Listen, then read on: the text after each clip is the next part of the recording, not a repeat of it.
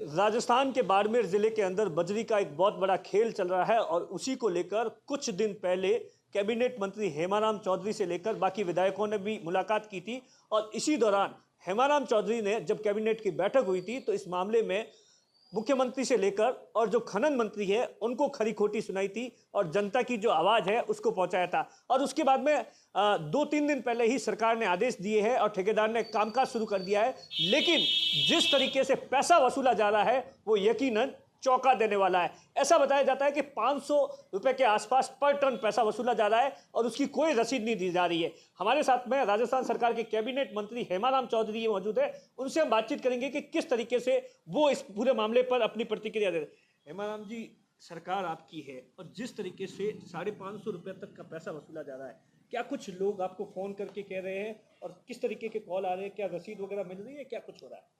हमारी सरकार है तो हमारी तो ज़्यादा जिम्मेदारी बन गई। और हमारी सरकार होते हुए अगर इस प्रकार की लूट होती है और हम चुप रहें तो ये तो और ज़्यादा खराब बात है। इसलिए ऐसी लूट के वक्त में हम चुप नहीं रह सकते।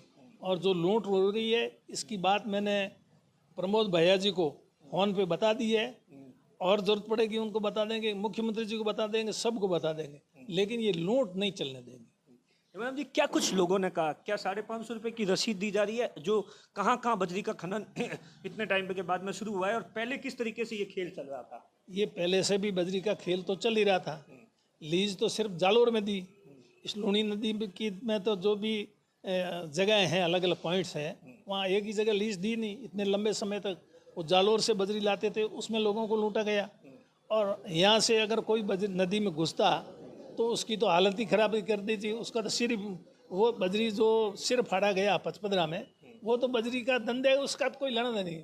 उसके तो जो है जगह, उस जगह में कुछ लोग आगे जो पीछे से इस गैंग के जो गुर्गे थे वो उसको मारने के लिए आए थे, तो उनको रोका तो उसके सिर में उसका सिर फाड़ दिया। तो अब हर आदमी में ये दस्त फैली हुई है। ये इस ग्रुप की बजरी का जो ठेकेदार है उसका बहुत बड़ा खौफ है।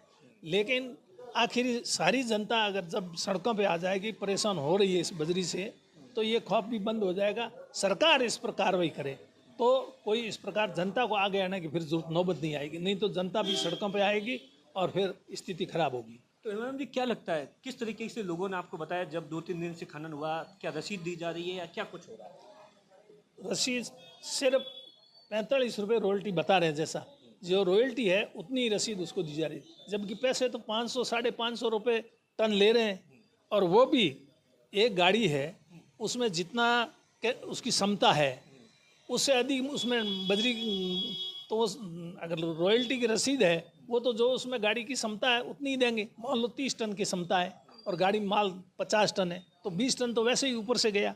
तो सरकार के भी चूना लग रहा है, टैक्स की चोरी हो रही है, लोग भी लूटे जा रहे हैं। न तो सरकार के खजाना में पैसा जा रहा है, न लोगों को राहत मिल रही है।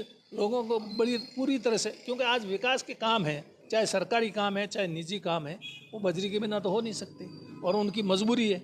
इसलिए चाहे वो किस भी भाव में दे तो उसको 550 बेच दे रहे हैं तो भी उनको देने पड़ रहे हैं। जबकि जो रेट है सरकार को तय कर देनी चाहिए। रेट जो भी करे, मैं तो 550 करता हूँ, 550 की रसीद दे दो, बात खत्म हुई।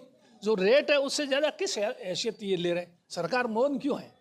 मैडम जी, क्या लगता है कि प्रमोद जैन भाया पर तमाम तरीके के आरोप लगते हैं और आप इतने टाइम से लगातार कर रहे हैं, उन पर कोई दबाव है या उन्हीं की शहर से सब कुछ हो रहा है? मैं किसी पर आरोप नहीं लगा रहा हूँ, मैं जो हकीकत है उसको बयां कर रहा हूँ। ये तो हकीकत है कि जनता बजरी के मामले में लूटी जा रही है, इसको तो कोई इनकार नहीं कर सकता। अगर मैं सत्ता में हूँ, सरकार में हूँ और जो मैं देख रहा हूँ, मुझे मालूम है और मुझे जनता ने सारा कुछ बता दिया है, और तो अगर मैं उसको छिपाने की कोशिश करूँ तो ये मैं इसको ठीक नहीं समझता। सही बात को तो स्वीकार करना ही पड़ेगा।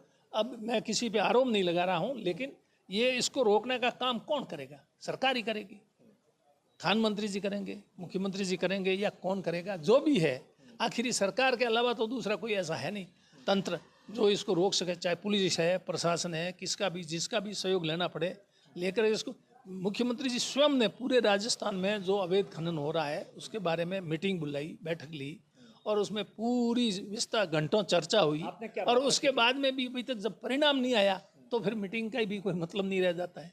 आपने उस वक्त मीटिंग में क्या बताया था, ग्राउंड की क्या स्थिति बताई थी कि किस मैंने तरह उस दिन मीटिंग में साफ साफ बता दिया था कि और जगह की पूरी राजस्थान की मेरे को जानकारी नहीं है, लेकिन बाड़मेर ज़िले में जो ये लूणी नदी है इस पर किसी की लीज नहीं है, किसी का ठेका नहीं है।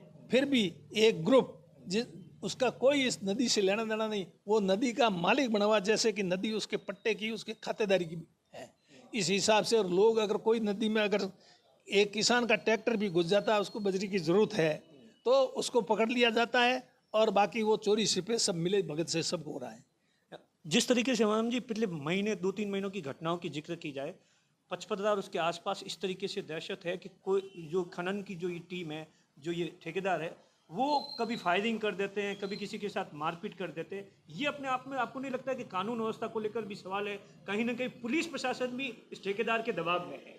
नहीं, मैंने कहा नहीं, ये यहाँ भी है, आज भी आपने अखबार पढ़ा होगा, राजस्थान के दूसरे हिस्सों में भी इस प्रकार का हो रहा है। अगर कहीं भी अगर ये इस तरह से जो बजरी माफिया हैं, खनन माफिया हैं, अवैध खनन करता है, इनको अगर अंकुश नहीं लगाया गया तो ये आर्थिक अपराध बढ़ेगा और लोगों का जीना मुश्किल हो जाएगा। तो इसलिए सरकार को इस पर अंकुश लगाने की ज़रूरत है। हेमाराम जी, अगर जो समय रहते सरकार ने इस पर कोई कदम नहीं उठाया मंत्री जी ने, तो आप किस तरीके से आने वाले दिनों में जनता का साथ देंगे या सरकार का? मैं जनता का साथ दूंगा। मेरे लिए जनता सबसे बड़ी है, जनता के बाद में है सरकार। सरकार में रहना मेरा कोई ज़रूर नहीं, जनता के हितों के लिए मेरे को जनता के साथ खड़ा गलत तो मैं जनता के साथ भी खड़ा हूँ, लेकिन ये इस मुद्दे पर जनता सही है। जनता की जो बात मेरे तक आई है, ये बजरी की लूट हो रही है, ये बात सही है, मैं जनता की बात से सहमत। आप मुख्यमंत्री से भी आने वाले दिनों में इस मामले को लेकर मुलाकात कर सकते हैं अगर जो समय रहते? बिल्कुल, मुख्यमंत्री जी के तो ध्यान में लाएंगे ही, मंत्री जी के ले आए। अब अगर 1-2 दिन में कुछ हल हो जाता है तो ठीक है, नहीं होगा तो मुख्यमंत्री जी के ध्यान में लाना ही पड़ेगा।